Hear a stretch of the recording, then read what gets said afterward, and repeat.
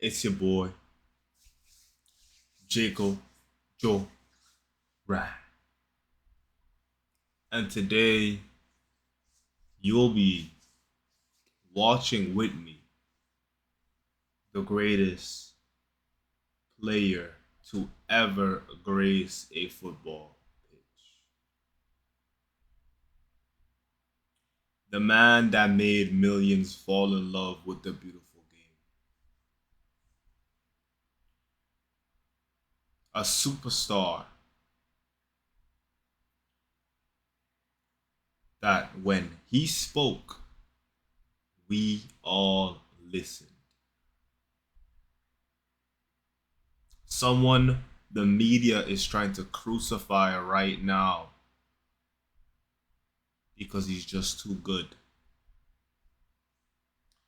The man that made me fall in love with this beautiful game and gave you one of the best moments of your life that you're about to experience right now.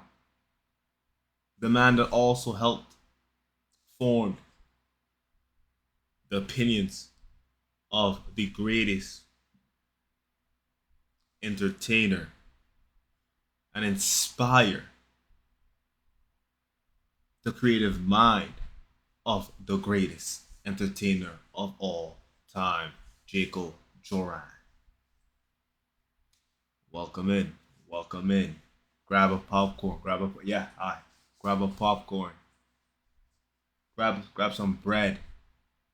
Get yourself a sandwich, get yourself some ice cream. Today, we are going to be reacting to greatness, to something that is legendary. But without further ado, without me just telling you, I'm about to show you. This is Cristiano Ronaldo ascending to greatness.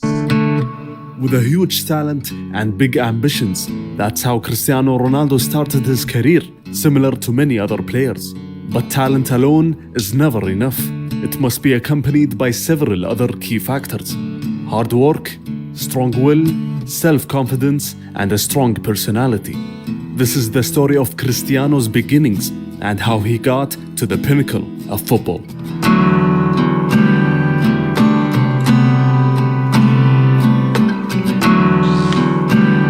Make sure you got your popcorn, man.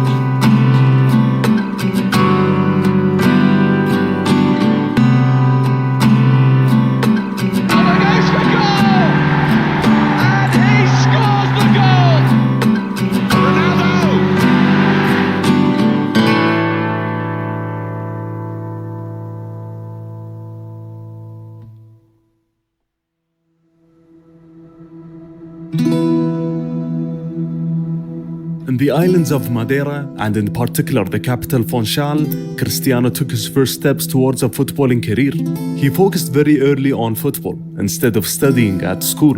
And because of his family's relatively poor background, his mother agreed on his decision to focus on his dreams, which reflects to some extent their economic situation at that time. Cristiano played for his local amateur club Andorinha from 1992 to 1995, as his father was working as a kitman at the club. News about a young Cristiano got to the youth coach of Nacional, who was incidentally Fernando Sousa, Ronaldo's godfather. Fernando played a big role in Cristiano's early career decisions, especially with the absence of his father Dennis in many occasions as he drank away his sorrows. And despite the attempts of the biggest club in Madeira, Martimeu, in bringing Ronaldo, Nacional appealed more for Cristiano, as they eventually completed the deal. 2 sets of kits and 20 footballs was the sealer to get Cristiano, who was only 10 years old. At Nacional, Cristiano had his first taste of a real football academy, and the coaches at Nacional were worried because of Cristiano's undernourishment that may slow down his development, and asked his mother to supply his diet with plenty of fish and meat. But in all cases, the talent was there. And whereas a typical kid at his age would train for 2 hours a day, Cristiano used to train with the ball between 10 to 12 hours daily because he had no school, homework, and no house chores to worry about. And within a couple of years, Cristiano became too big for the island. His next step was a matter of time. Cristiano's godfather played a big role again, as he mentioned Ronaldo's name to João de Freitas, who was the president of this. I'm gonna pause it right there. You heard what he said? Because I let it soak into your ears. While the rest would regularly practice for 1 hour, 2 hours, this animal, this beast, this freak of nature practice for 12 hours every day. Some of you work 8 hours a day and you whine about it, you cry. I don't want to work at this warehouse. Well, this is life. You either get eaten or you eat. Sporting fan club in Madeira. De Freitas had good connections with Sporting Lisbon personnel, mainly Aurelio Pereira, who was the lead scout.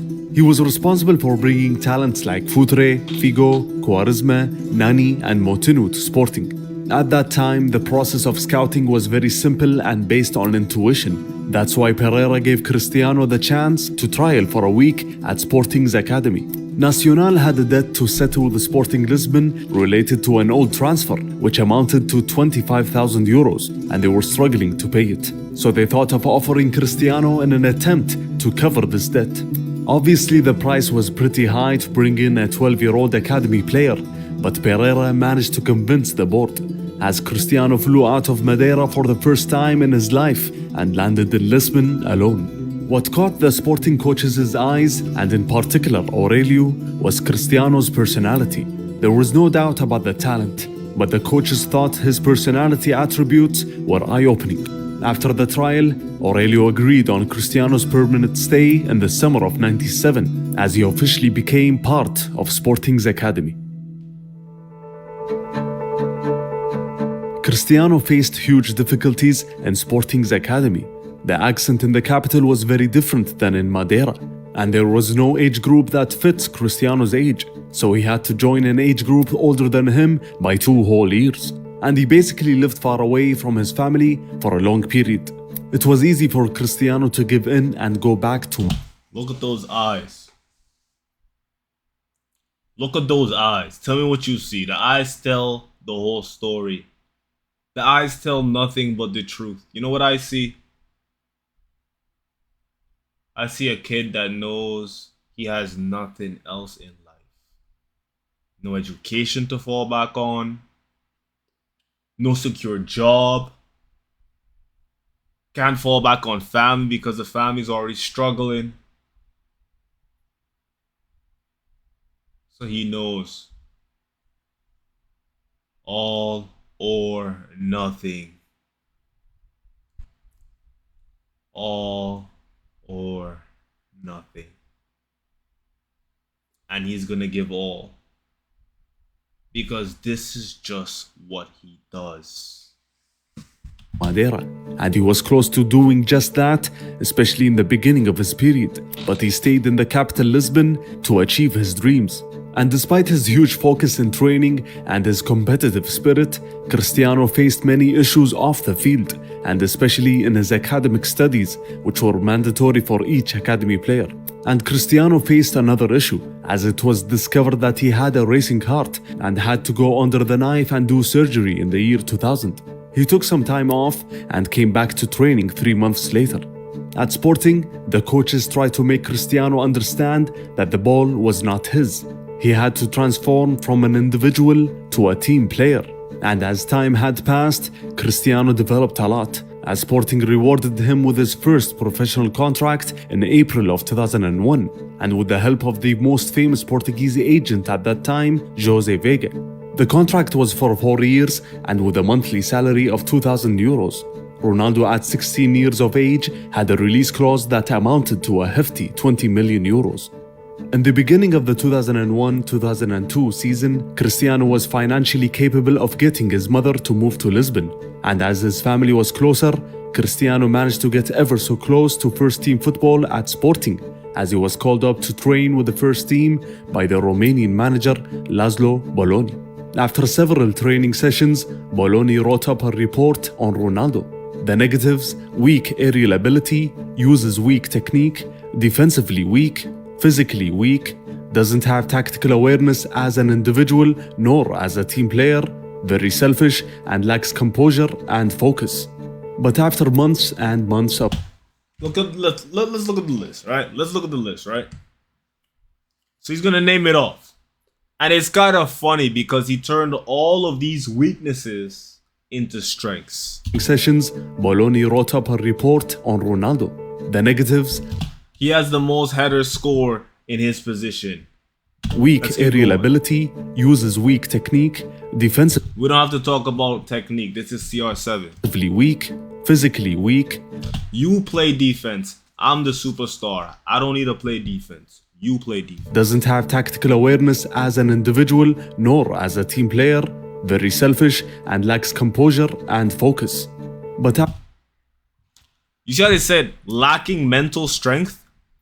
Mental strength is scoring a hat trick against Spain in the group stage.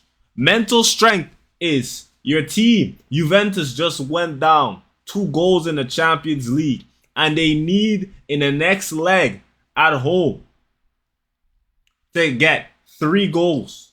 3 to go into the next round. And you know what this guy does? I don't need to tell you what he does. You know what he did. Hat trick. after months and months of training, Cristiano managed to settle in with the first team in the training sessions. But Bologna still thought it was not the right time for him to play in official matches, as Cristiano was still showing off some tricks that had no place in actual matches, let alone in training sessions. And Bologna even threatened not to call up Ronaldo if he didn't stop. Sporting successfully won the league, the cup and the Super Cup that season, as the manager Bologna successfully managed to integrate youngsters like Quaresma and Viana within the starting lineup. But Ronaldo was still waiting for his chance. As the season had closed its curtains, a Portuguese agent called Jorge Mendes entered into the fray. Mendes planned to pick up 3 Sporting Academy players, whom were Quaresma, Viana, and Ronaldo, all of whom were represented by Jose Vega. Mendes sat with these players and promised them that he'll find big clubs that are interested in their talents, and that will help them earn no less than €1 million in a flash.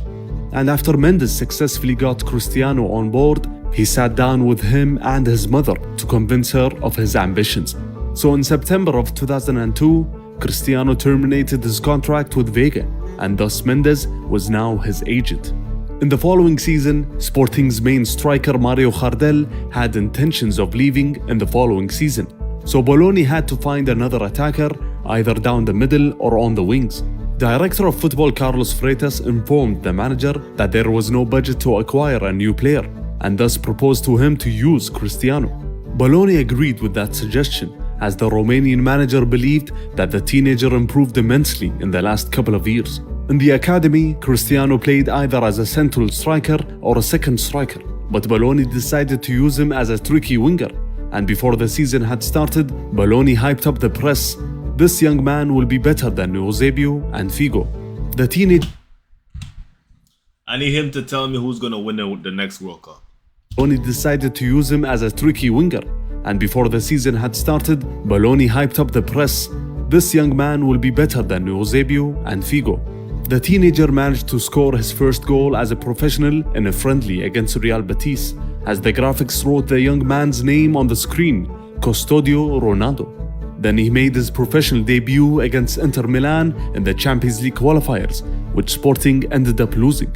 He scored his first official goal in the league against Moreirense in October, and entered in the dying minutes against Boavista and managed to score the winning goal. Gol de Ronaldo, Cristiano Ronaldo. A very promising start, but Cristiano Ronaldo didn't start matches consistently, which was normal for a teenager only 17 years of age. But actually it was enough to attract the attention of several European clubs, and Sporting hadn't won a single title that season, so the manager Bologna was fired. At the end of the season, Mendes warned Sporting that if Cristiano was not a starter next year, there was a big chance he would leave for another club. And Jorge Mendes was very active that year, as he lined up several offers for Cristiano. And the Portuguese teenager said after the Toulon tournament that he was pleased to receive the attention of many important clubs, and he dreams of playing in Spain or England. Now let's look at who were the real candidates to sign Cristiano in the summer of 2003. First were Valencia. Paco Roig, one of the presidential candidates prior to the elections, had agreed with Mendes to sign both Cristiano and Quaresma if he won the presidency. 9 million euros for both of them. Liverpool and their manager Gerard Houllier were interested in the player as they offered 8 million euros. Cristiano reacted to the offer and said, "One of the best clubs in Europe. It would be a dream to play for a club that represents so much tradition."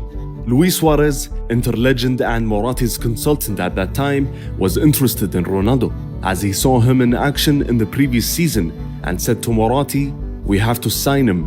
He'll be one of the best players in the world." Morati was not convinced, especially when he knew that Cristiano was only a 16-year-old kid. Now, normally people would say, "Oh, don't get on his case. He didn't know what Cristiano was going to become. This guy's an idiot. He's a fool." If I was back then, I would have signed Cristiano in a heartbeat because I know he would have become a generational superstar. Like I said, you can see it in the eyes. The same way I can see it in Ryan Cherky's eyes that he's going to be generational. The same way like how I can see it in Esteval's eyes, he's going to be generational. You can see it.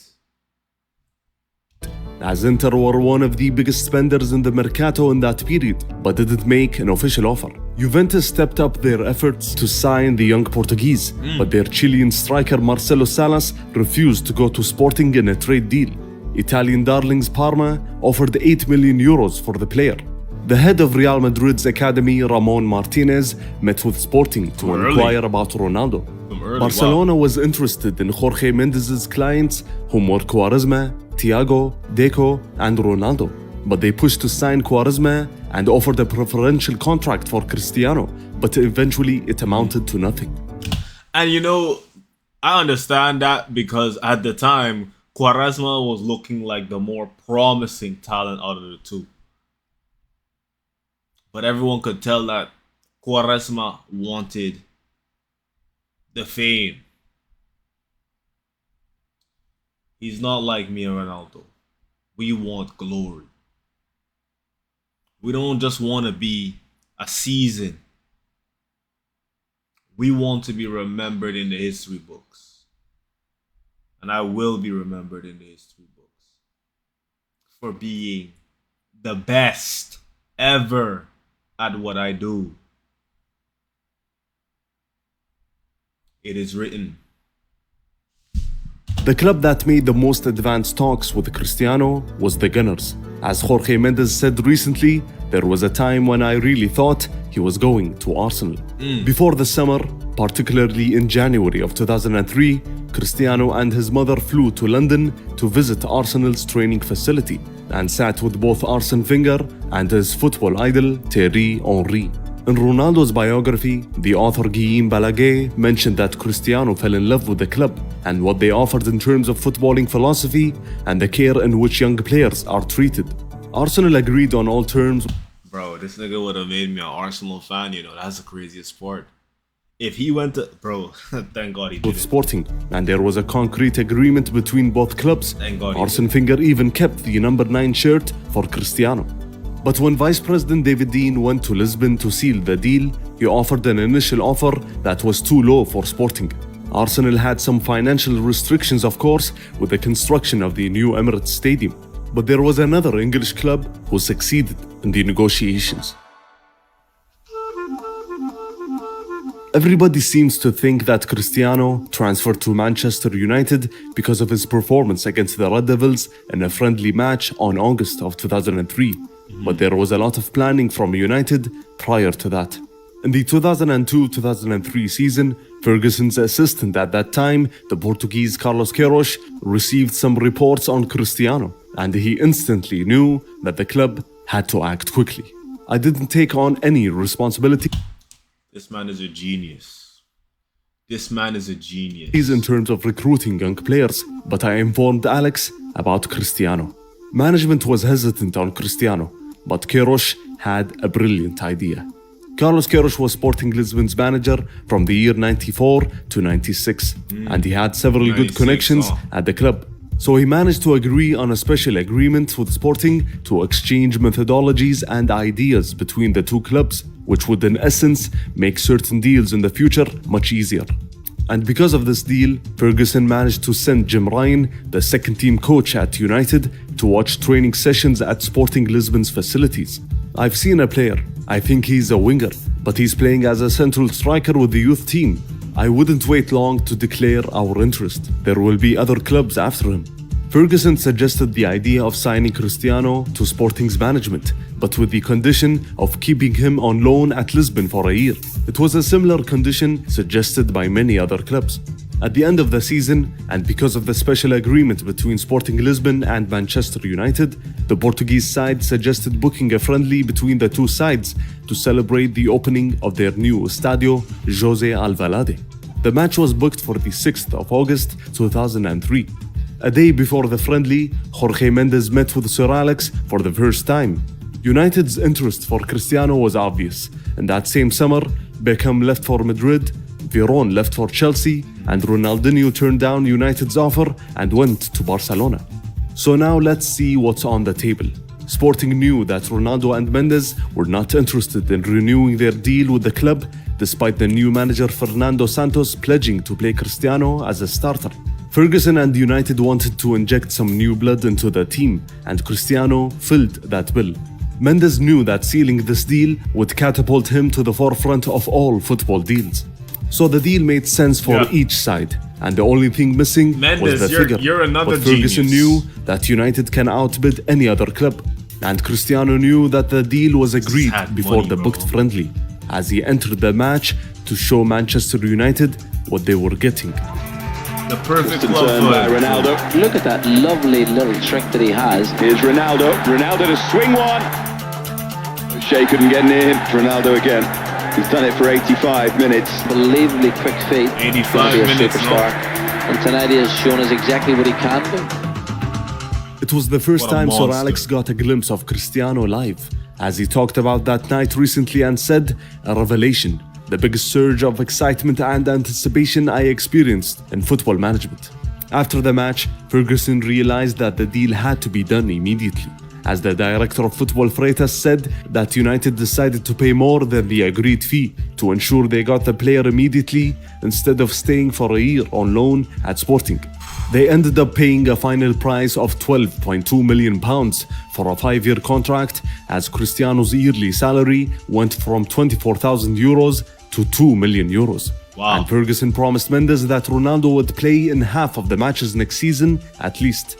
And when he got to the club, Cristiano asked for the number 28, but Ferguson gave him the responsibility of wearing the number 7 shirt at United. The legendary. And this is why I have so much respect for Fergie, because Fergie's talent ID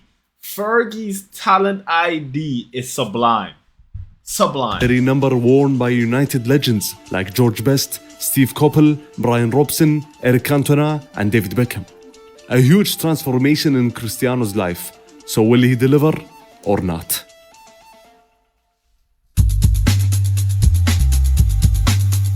Within that period, United were 4-time league champions in the last 5 years, but Ferguson thought that the team needed a bit of youthful energy, and that's one of the factors that made Sir Alex succeed for a long time. He made changes while his teams were at the top. 4 days after Cristiano was introduced to the media, he was given his debut when the excitement in the stands was palpable. Cristiano managed to win a penalty for the team and was voted the player of the match. 4 days later, Luis Scolari gave Cristiano his national team debut with Portugal as well. Despite Cristiano's promising start, his teammates were not convinced of his playstyle on the field, and as weeks and months had passed, their convictions were being reflected on the pitch. After a few matches, defenders around the league started to give Cristiano a tough and physical treatment. The teenager's reaction was negative, as he dived and flopped around the pitch a lot. Slowly but surely, he earned a reputation that would destroy the career of any young player. He wanted to show off instead of trying to integrate with the team. The talent was there, but he had to drastically change his playstyle. Let's watch some bad and good examples from Cristiano's first season with United. A speculative shot from distance as United were losing while ignoring other options. Great pace but weak physical strength as the defender pushes him out. A great free kick with a different technique than the one he uses today. Great bit of skill to escape Chelsea's press. And in the last clip, we see a great bit of skill to escape Arsenal's pressure, but is followed by a poor pass forward. On his backside, a very encouraging contribution there. United had a completely different philosophy, but Ferguson treated the teenager just like he treated Cantona in the past, different from the other players.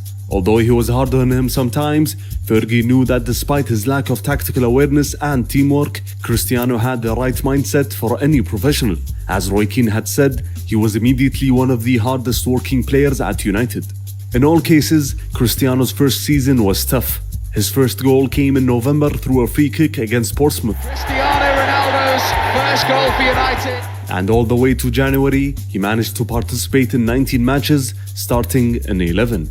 But United were in a transitional period that season, as they crashed out of the round of 16 of the Champions League against Porto and Mourinho. Been turned in by Costinha. In the league, United ended the season in third position, behind an improved Chelsea side and Arsenal, who remained unbeaten throughout the season. United got all the way to the FA Cup final as they faced Millwall from the Championship. Ferguson decided to use Cristiano from the start to give him a taste of competing for a trophy. The struggles of the season were behind him, as he looked much better. It could be one of his most important matches in his career, as he was just outstanding. Oh, wonderful stuff from the Portuguese young international. And scored the goal Back across, Ronaldo! as the United won the match handsomely by 3-0. It's United's year for the FA Cup again. Luis Scolari gave Cristiano some national team caps before the Euros, which were held in Portugal that summer, and Cristiano successfully joined Scolari's final squad for the summer tournament and became the 6th youngest player in the competition's history. He arrived at the training camp full of confidence, as Scolari said that he's a good kid, but someone must have told him he's the best in the world, and if he thinks he is, it will be very hard to work with him. In the group stages, Cristiano was gaining more. Thing is, Cristiano could see what he was becoming, right? Just like how many greats before him saw what they were becoming. You see it before it happens. You see yourself as the best. You see yourself already successful. You see yourself lifting the trophies that you know you can lift. It's the same with a lot of people who know they're going to be excellent doctors or excellent lawyers. You see it, you know it, you feel it. So you pursue it. It's that simple. Minutes as the tournament progressed. In the opener against Greece, Cristiano entered in the second half and gave away a penalty, and then scored a goal, but Portugal eventually lost. And following an assist in the win against Russia, Cristiano started the crucial match against Spain as Portugal won and Cristiano was named man of the match. Nice. He started the quarter-final match against England as Portugal won through penalties and then assisted and scored in the win against the Netherlands in the semi-finals, and managed to be in the starting lineup in the final against Greece, as Cristiano became the youngest player ever to do so in the competition's history. But the match ended just like the opener of the tournament, as Greece won against all odds. Cristiano missed a huge chance and was very upset after the loss. Cristiano came back to United a different person. As the assistant Mike Phelan had mentioned, he came back a man. His body shape was different, his facial features were different as well, and we just thought that's an athletic physique for the British game. Physically, he was different, but his performances remained inconsistent, and that started to wane on his partner on the right, Gary Neville, who questioned the Portuguese's defensive duties. Do you live with him for another 12 months, where this player is doing okay, but not scoring 25 goals, where he can turn off and not do the defending? And when we watched some examples within the season, we noticed that Cristiano was still adamant on showing off his new skills and was taking several wrong decisions in most of the matches. but I noticed he slightly improved in several different things. He started passing progressively without delay. He now has a rocket of a shot. He's gone for goal, and what a goal! And on his weak foot as well. And a shot, oh, the crossbar saves Bolton! His physical endurance started to last the whole match, and he started to successfully overcome the defenders' challenges. The improvement was obvious, but he was still 1 or 2 years away from delivering on a very high level. And despite the return of the assistant Carlos Queiroz and the signing of Golden Boy Wayne Rooney, United was still far away from competing, especially with the arrival of Jose at Chelsea and the huge spending that happened there. As the story of last year was repeated, and United ended the season in 3rd position, 18 points away from the champions Chelsea. That was followed by an early exit in Europe against Milan in the round of 16 of the Champions League, which was a tough match for Cristiano. But the team managed to get to the FA Cup final again. This time United faced Arsenal in the final, the team that was defeated both home and away at the hands of the Red Devils. The team which Cristiano Ronaldo scored a brace against and showed snippets of his goal-scoring attributes. To Ronaldo, chance Manchester United! Goal! Manchester United! Cristiano Ronaldo! Squares it up again! In the FA Cup final, Cristiano delivered a great performance again, just like he did last year. But this time it was against a big team, as he was 1 step faster than Arsenal's solid right-back Lauren, as Cristiano was playing on the left this time, and because of that, he was the #1 victim of some rash tackles throughout the match. Frustration, despair than anything else. He just couldn't let it through there. But the final had to be settled through penalties, and whereas Cristiano successfully converted his penalty, United failed to retain the cup and ended the season without a title. Ending the season without a trophy. When we see Cristiano's numbers for the season, we notice his great performances within the FA Cup. But despite some marginal improvements in terms of goals and assists, Cristiano was yet to be one of the team's most important players. Cristiano's performances during the last half of last season pointed to a great 3rd season for the young Portuguese. But what actually happened on the field was a dip in form and inconsistent performances. And there were some questions about how to use him correctly to get the best out of his attributes.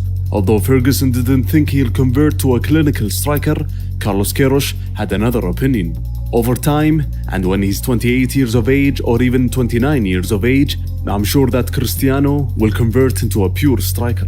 But away from how to play Ronaldo correctly on the field, the young man received the tragic news of the passing of his father on September of 2005. And his mother said, Cristiano's father drank until his death, and that destroyed Ronaldo. Drugs and alcohol were a mainstay in Madeira's hoods, and as Cristiano succeeded in helping his brother Hugo, whom was saved from drug abuse, he failed to save his father, who refused any kind of help from everybody. These personal issues made a mark on Cristiano that season, as he was sent off for a dangerous challenge and made an obscene gesture aimed at the Benfica fans, and was arrested after being accused of sexual assault. His insistence on showing off his skills and fancy tricks and laying the crosses started to affect his relationship with the main striker of the team, Ruud van Nistelrooy.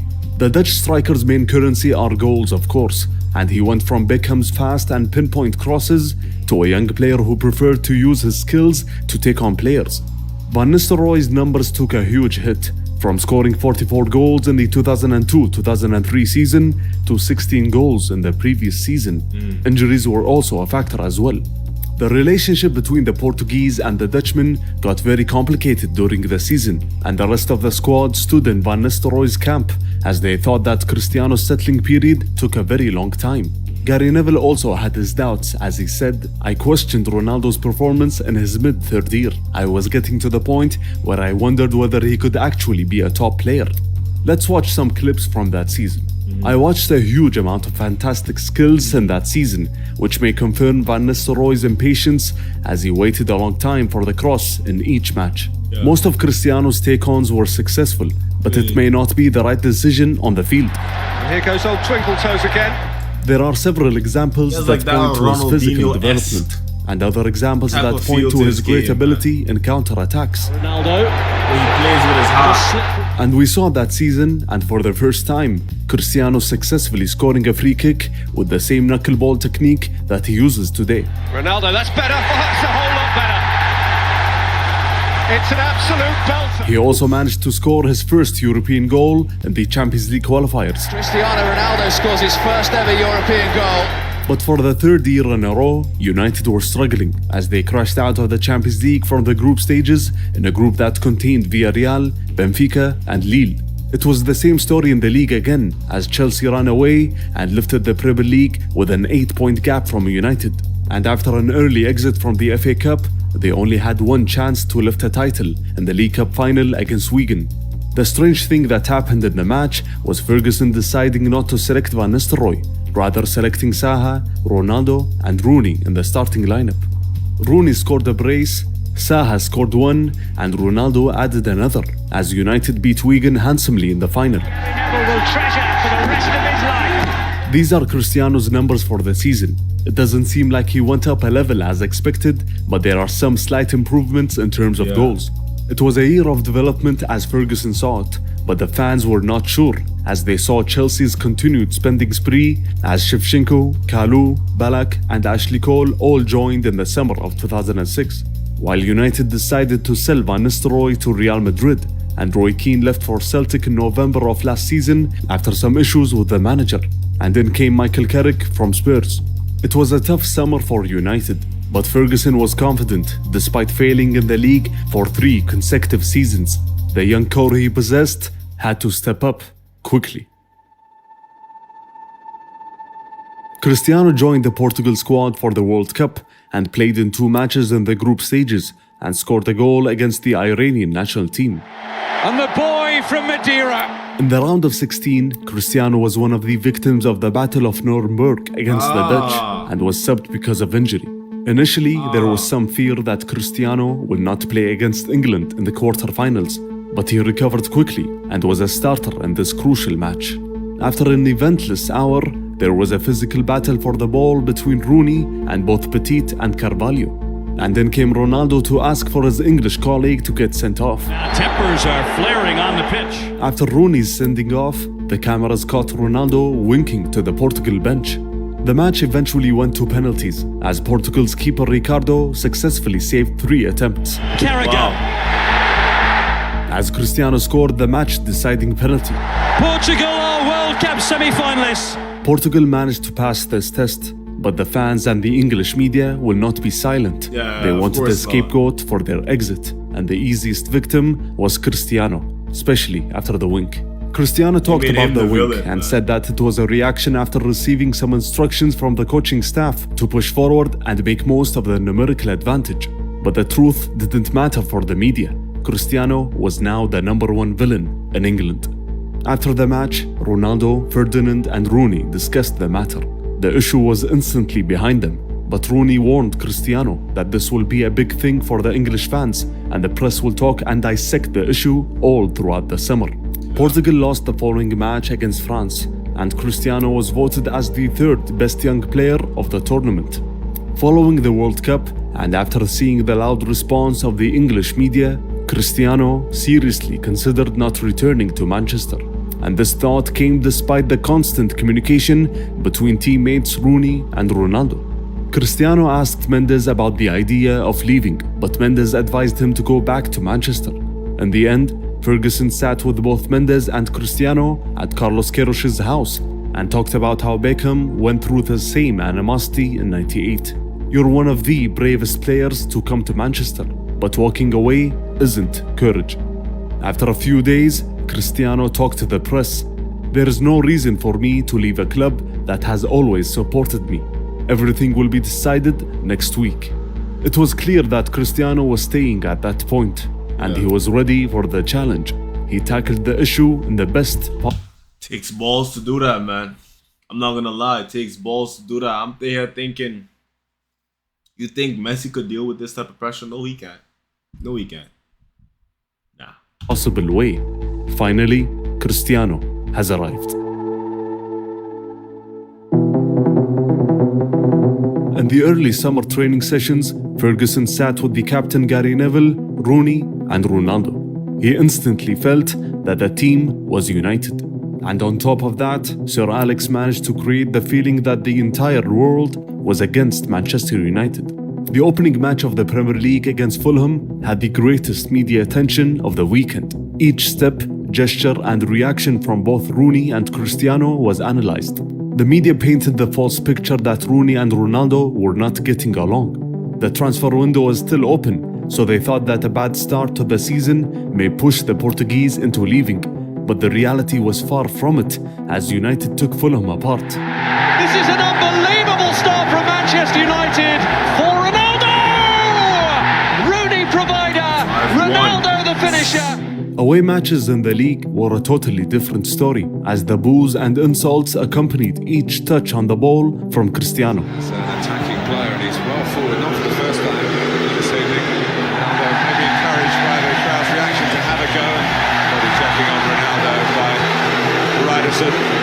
Although Ronaldo didn't contribute in this match in terms of goals and assists, what made this season different was that he still made the correct plays to ensure United won, whereas in the past, he would be somewhat ineffectual if he didn't score. That's Park!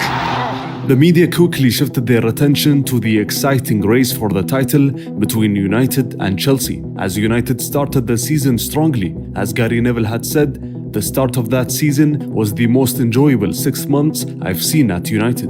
Several players were performing at a high level that year, like Zaha, Giggs, Rooney, Scholes and Ronaldo.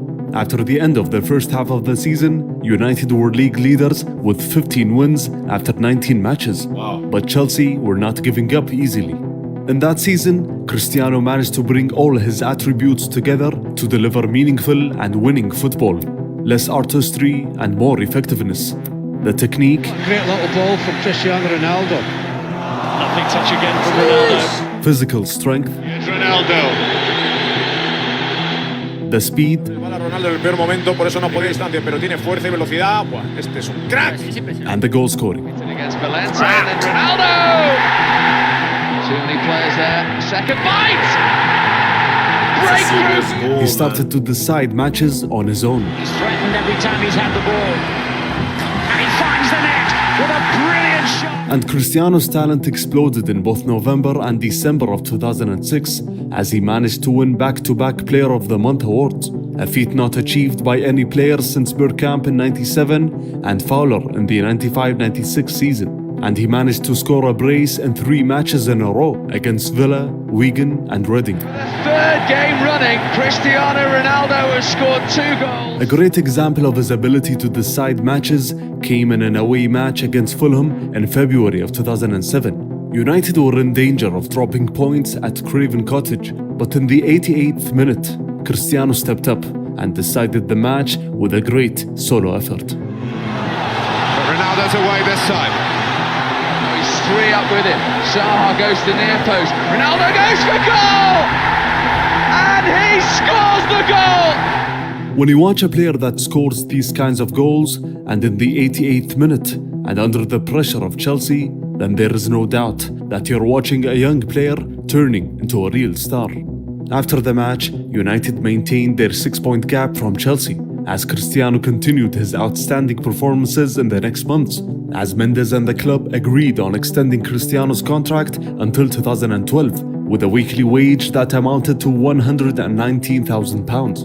In the Champions League, Cristiano and United were performing on a high level, as they scored 7 goals against Roma in the second leg of the quarter-finals. Cristiano managed to score a brace and assist another. Surely seals it! It was his first 2 goals in the Champions League. His first goal in the Champions League proper! United then faced Milan in the semi-finals, and although Ronaldo managed to score a goal as the team won by 3-2 in the first leg, he struggled to put a stamp on the match. And when he played at the San Siro, Cristiano struggled again, as he started on the left and was under tight man marking from Gennaro Gattuso, as he failed to influence the match. As United lost by 3-0 and were out of the competition. In the Premier League, and after Chelsea drew with Arsenal, Manchester United managed to seal their first Premier League title in 4 years. The clash with Mourinho and Chelsea was repeated in the FA Cup final. Ronaldo started the match on the left side, but the match was timid and mostly eventless, and saw a rare few chances. The match was decided by Drogba's winner in extra time. It's Drogba again! And Chelsea have scored! Cristiano produced by far his best ever season. In his first 3 seasons with United, he played a total of 137 matches and scored 27 goals. In the season only, he managed to score 23 goals in 54 matches and with 24 assists. He was named Player of the Year and Young Player of the Year by the Professional Footballers Association in England. It's a feat not achieved since 1977 when Andy Gray won both awards. Cristiano managed to win everybody over. The media, the fans, and even the opposing players that voted for him. There was no doubt that Cristiano was now one of the best in Europe. The new season was expected to be a special one for Ronaldo. Without any international duties in the summer and with great reinforcements for United in the transfer window.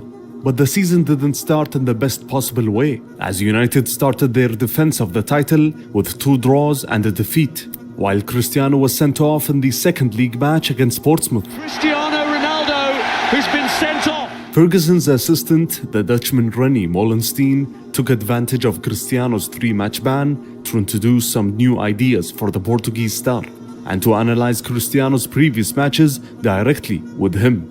René first asked Ronaldo to set a target for the amount of goals he thinks he could score in the new season.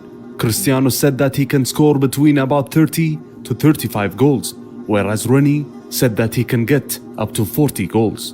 René then proceeded to show Cristiano the tactics of strikers and showed him footage of Dennis Law, George Best, Ruud van Nistelrooy, and Solskjaer.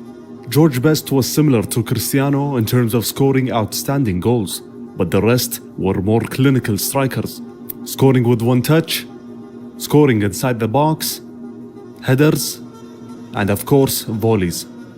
Cristiano was then assigned solo sessions to work on his visualization of goals, movements inside the box, choosing the best spots to score, runs, and other technical aspects. When Cristiano came back from his 3-match ban, he managed to surpass his goal tally from last season in January of the current season. Cristiano started scoring all kinds of goals, and he started acquiring a nose for goal. Oh my word! He scored his first header of the season against Wigan. It came as a surprise for Cristiano. A header from Cristiano Ronaldo. In the same month, he scored another header, but this time with a better finish. But Cristiano was still surprised with himself. In the following month, Cristiano jumped to score a fantastic header against Blackburn, and this time it was not a surprise. Headers were now a big part of Cristiano's arsenal of attributes. A match against Fulham in December showed his wide range of goals. The first came through a beautiful and instinctive volley, and the second goal came through a header any striker would be proud of. Ronaldo! He can't stop scoring. In another match against Everton, we saw him cut from the right to the left and shoot with his weak foot from range. Is there That's a anything serious this man can't do? Ronaldo's huge development in the year 2007 earned him the second position in the Ballon d'Or rankings behind Kaká and just ahead of Messi. He was now very close to the top, but he still needed to win more titles, a title like the Champions League. And after Cristiano sealed the tie against Lyon in the round of 16, United faced Roma again. The first leg was pretty tough on United, and in the first half, Scholes lifted the ball up high as Ronaldo soared from far away to score a beautiful and important header. Ronaldo! As United passed this tough test and got to another semi-final in the Champions League.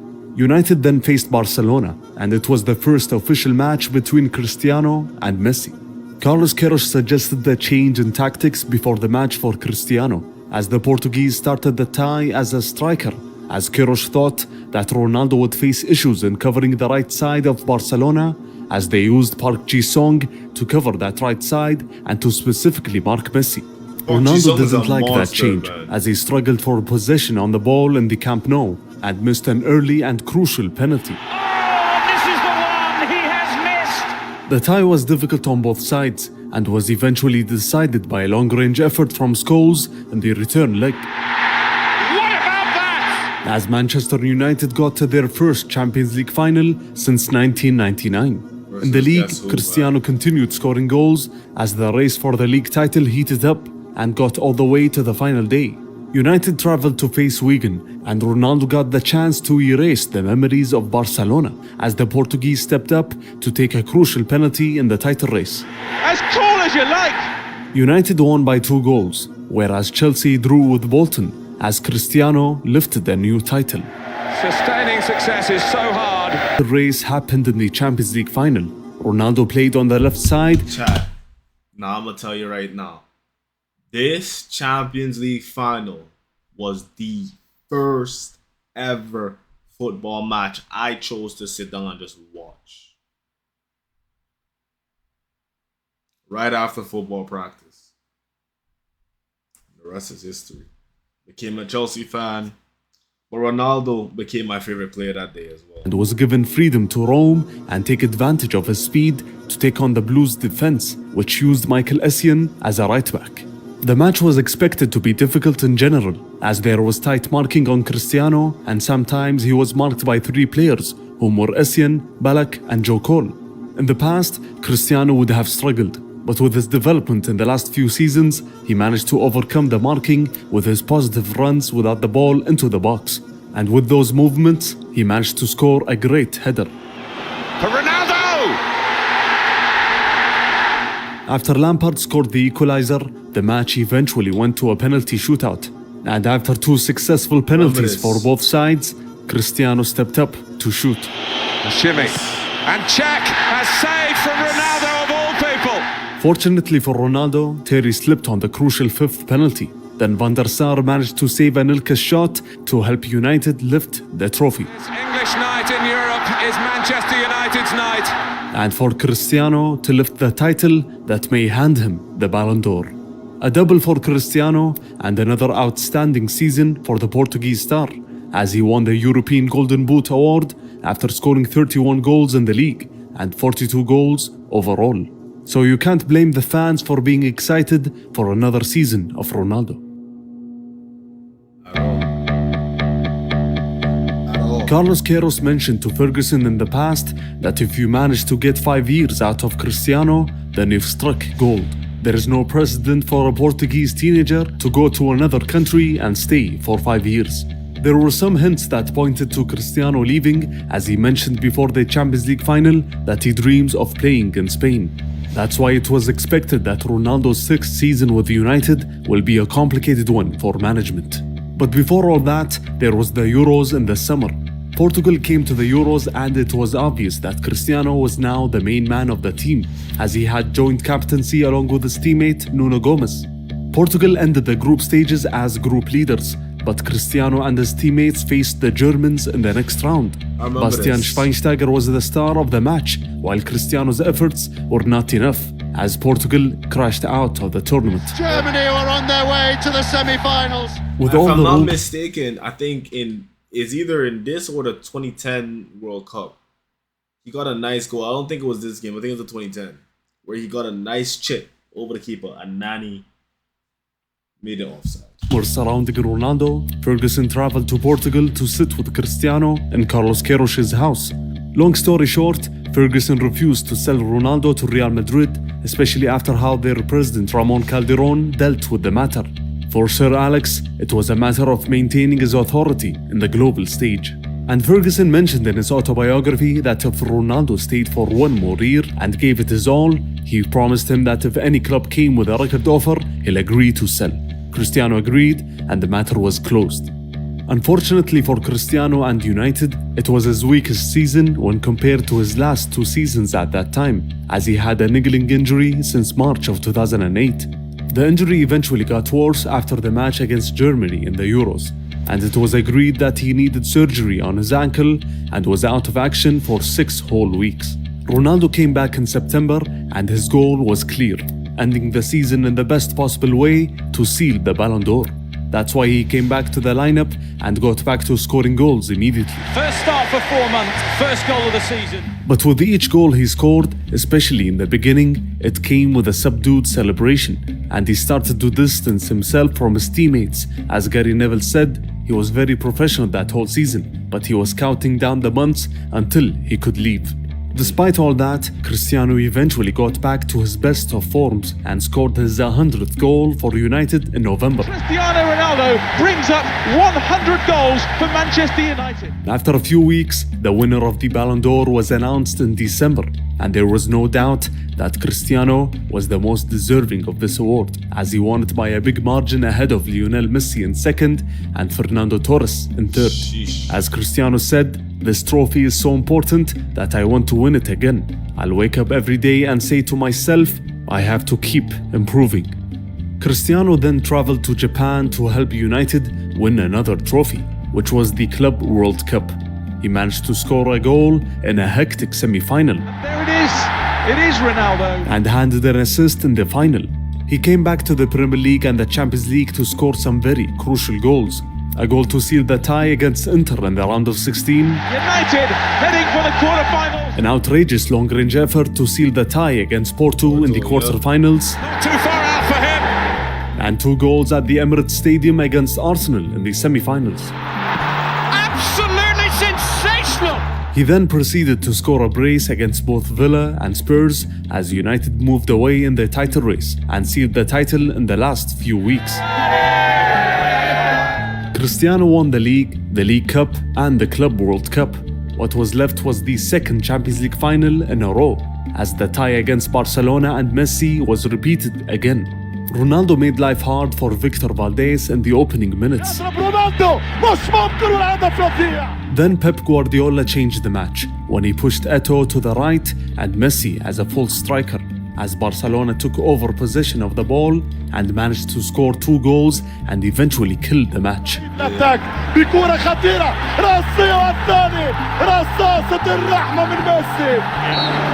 There it is. ألغي اسم مانشستر وكتب اسم الجديد لسيد أوروبا FC برشلونة. All the indicators pointed to Cristiano playing in his last match for United, especially after Calderon stepped down and Perez took over the presidency of Real Madrid, as El Merengue came with a record offer, and as Ferguson promised, he let Cristiano leave. A new page in Cristiano's story, as the Madrid fans filled the Santiago Bernabeu, excited to see the man brought to end Barcelona's reign of dominance and get Madrid back to being European champions. Yo, look at his face. He can't believe it, bro. Madrid is, Bernabeu's packed. And for Cristiano, he finally got what he wanted, after years of hard work and his strive to be the best.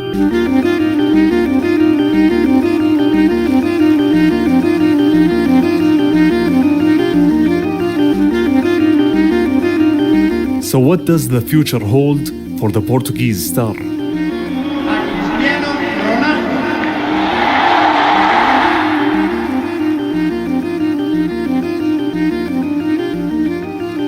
I wonder.